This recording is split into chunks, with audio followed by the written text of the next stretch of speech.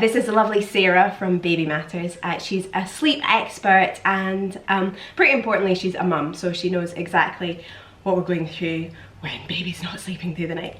And when Indy was wee, she didn't sleep at all. She had total FOMO and I was completely broken pretty much until I got in contact with Sarah and she sorted me right out. But I thought it might be quite useful to answer some of the most important questions about baby sleep. So, why don't babies sleep like babies? So that's a great old saying, but just doesn't happen. Nobody sleeps 12 hours straight. Even as adults, we wake up, we just don't need anything during that time that we've woken up, and we know how to get ourselves back to sleep. So unfortunately that saying just sets parents up to feel like they're failing. Totally. Totally. I was like, why is my baby not sleeping? They're meant to. But at some point, they should begin to learn how to do that themselves, or we can help them to do that themselves. Exactly. So at what point should they be sleeping through, i.e. not needing your help?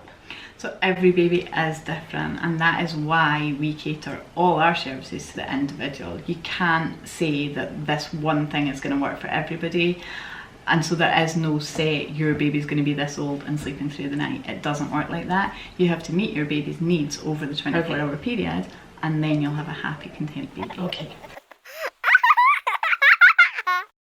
So I heard that as long as your baby's gaining weight well, is meeting developmental milestones, and there's no reason why babies shouldn't be sleeping through the night between about 4 and 5 months. Is that true?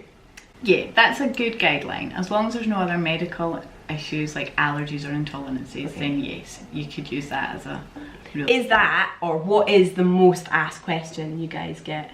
When will my baby The one I asked. Yes, we got in there.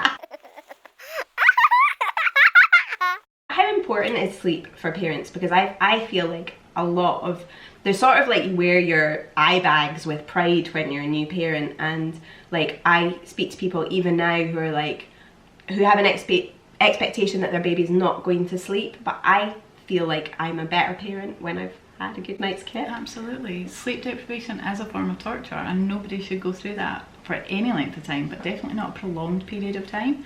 And it's not only important for you as a parent, but it's important for baby. Developmentally, the baby needs to sleep, so we have to get that routine in place so that his or her needs are being met.